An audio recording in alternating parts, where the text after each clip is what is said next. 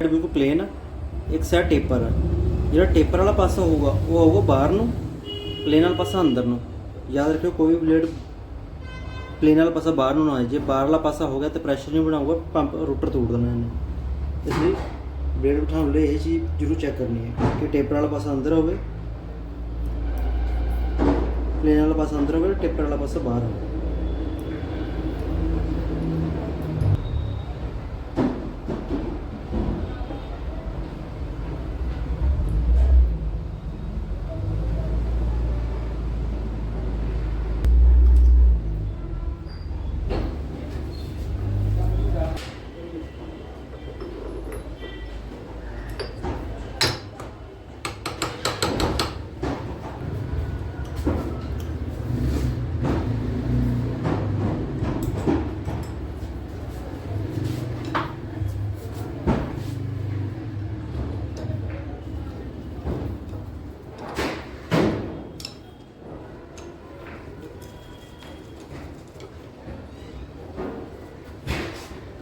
सो दोस्तों देख सकते हो सीधा वाल BS6 ਗੱਡੀ ਦਾ ਨਵੇਂ ਮਾਡਲ ਦਾ ਸਟੀਅਰਿੰਗ ਹੈ।